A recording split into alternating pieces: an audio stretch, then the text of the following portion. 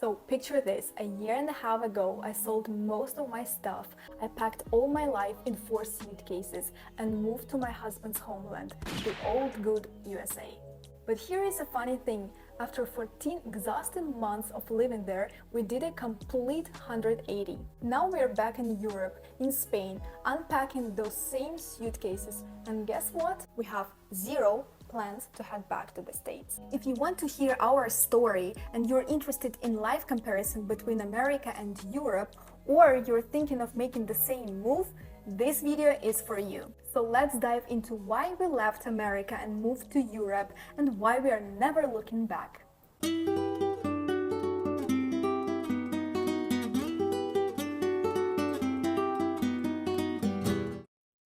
Before I get into reasons why we left the US, I want to give a bit of context here. So I met my husband in Poland before the lockdown happened, and during 3 years he was able to renew his visa automatically. But once that was over, we had to think what's next. At that point in our lives, we did not see how my husband could remain in Poland, so we decided in order to stay together, I had to move to America with him.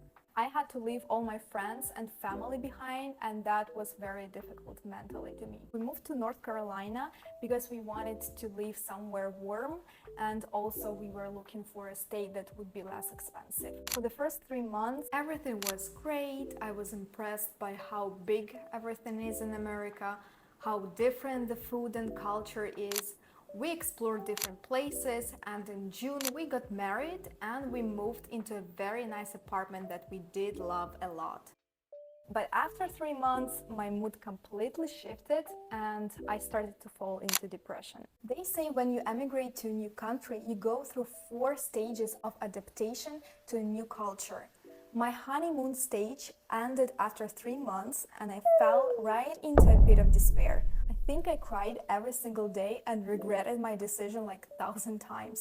At that time, I didn't have any documents and I was mostly staying at home and going crazy. So eventually I decided to find a job even without papers because I just couldn't handle it anymore. With time, I started to build my routine and look around without emotions, and then I just realized that life in Europe would just be a thing of the past now. I think once you lived in Europe, it's very hard to get along with American lifestyle. So the first reason that impacted our decision to move out of the US is isolated environment. But first, I need coffee. I'll be quick.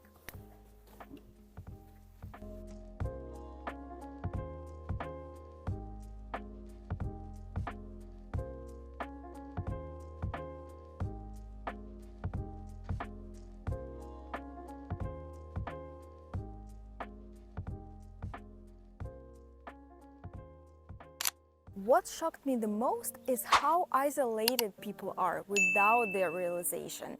I've never felt so lonely in my life, and that was the second time of me being immigrant in a new country. Suburbs is just the worst urban planning creation. There are no people outside walking, no sidewalks, no safe bike lanes, nada. And I'm not talking now about big metropolitan cities like Boston, New York, or San Francisco.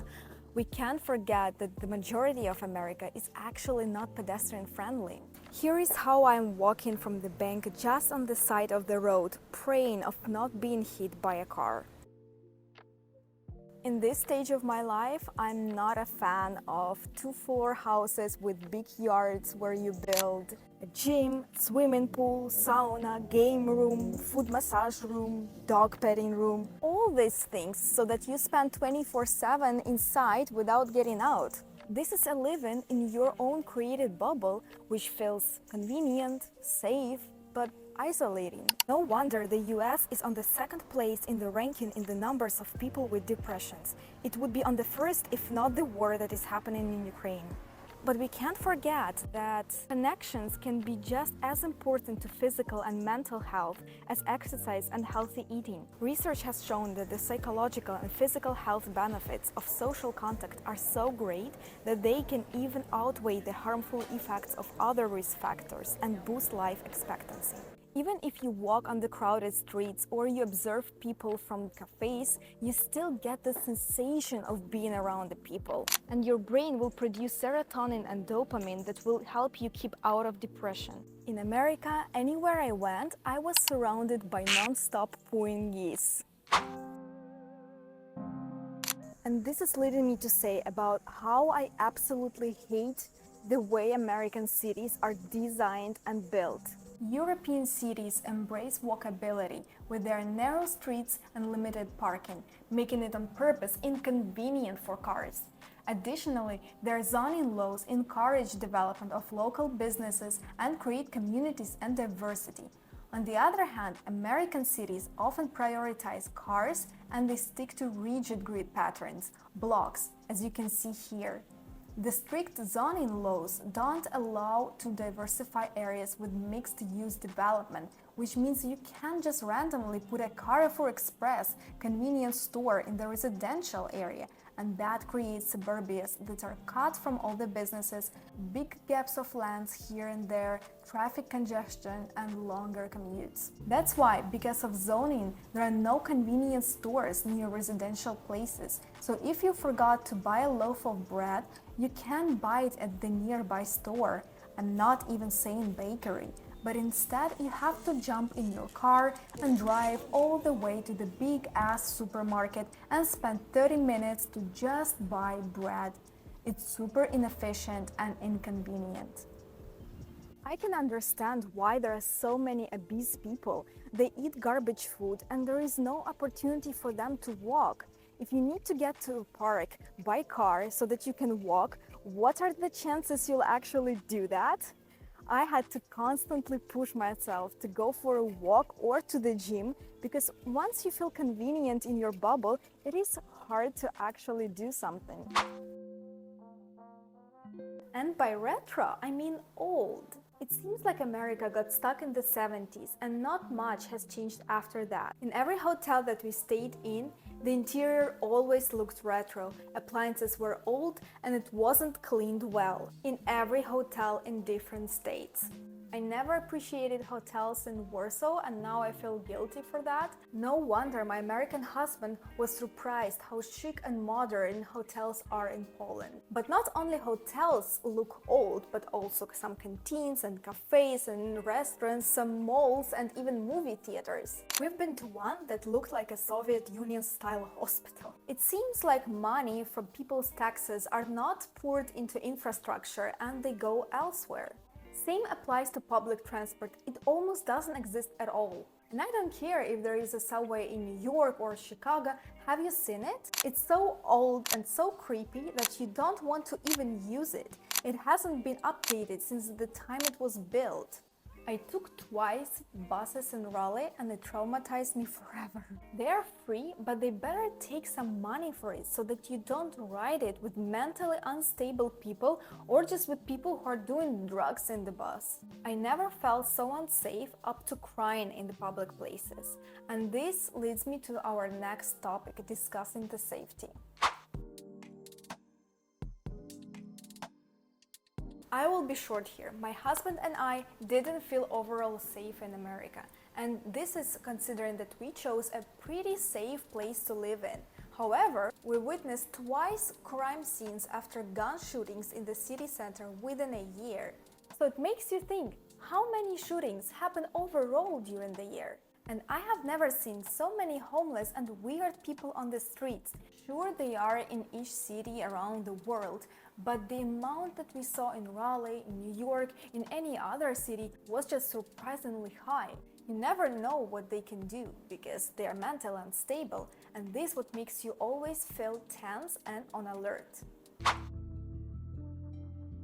There is no doubt that American healthcare is one of the strongest in the world. If you have a serious disease or you need a complicated operation to be done, it will sure save your life and get you back on feet, while they take your house as a payment for that. But what I absolutely hate is that for minor problems, like if you want to see a dentist or have an MRI done, or if you need a minor operation, you will pay a lot, even if you have insurance. And if you don't have it, oh boy, prepare your wallet. It's crazy to realize that even with an insurance, you'll still have additional payments to do if you want to go and see a doctor. In European country, you have insurance from your employer and that's it. You forget about it. You don't pay any additional money. It's super easy. In America, you feel overwhelmed what insurance to choose because each insurance will have stupid plans like golden, silver, platinum, doctors in network, doctors out of network. Jeez. We just didn't feel like starting family over there. You truly need to be making big bucks in order to give birth and raise your kid, despite the fact that you actually need to return to work after months of giving birth. And later you need to pay for daycare, which tends to be more than $1,000 monthly. Oh, this is the most painful topic to discuss. It's funny that usually those who move to America gain weight, but I actually lost 11 pounds. I feel like when I was eating on a budget in Europe, it didn't affect the quality of food that much, but cheap food in America is absolute garbage. It looks horrible, it tastes like nothing, no freshness, and a lot of processed foods with preservatives and sugar. Now we can actually compare fruit and vegetables. And here in Spain, they're nothing like in America. In the States, they had neither smell nor taste. And I've never paid so much attention to the product labels as I did there. Unfortunately, that was the first time I got horrible acne on my face, and it lasted for a couple months. And I assumed that was from dairy products, so I cut on milk, cheese, and some pasta sauces, and in a few months it cleared out. It is true that America is a land of capitalism because you see it everywhere, not only education, services, healthcare, but also in food. Whole Foods was driving me crazy. Yes, it is a beautiful store with a lot of know-how food, no sugar, no calories, but it is a pure marketing thing.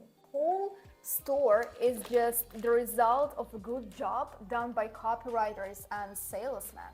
A small chocolate bar costs $6. In Spain, you can get 3 of them for that price, and it will be also made of a good quality chocolate. Well, many people would say you just need to earn more so that you can get better food. But excuse me, food is a basic thing for people to survive. I do believe such basic things should come with affordable price so that people are not dying in their beds at the age of 70 years. I'm insanely happy to be here in Spain, where I can have my Mediterranean diet and eat cheaper but high-quality products. I can endlessly talk and compare different things between America and Europe, but personally, I find Europe being much more safe, inspiring, convenient, and healthy place to live. It has a great healthcare system, free education, feel of community, walkability, and affordability. I took for granted its medieval beauty, art and architecture, easy and cheap travels, and feel of peace and fulfillment. You don't have to constantly worry about paying off your bills or credit card debts. You just know that if you're in need, the government will help you. And just generally, the cost of living is lower, so that really does take the pressure off your shoulders, allowing you to live stress-free lifestyle. I absolutely don't want to deprecate America. I am eternally grateful for the opportunity to live there and to learn so much. I think it's a great country with smart people, and I completely understand why so many immigrants want desperately to get there. But it's just not our lifestyle, not our home. There was no click like it happened with Spain, and that's okay. We live to learn, to try different things, to risk and fail, and this is the beauty of life.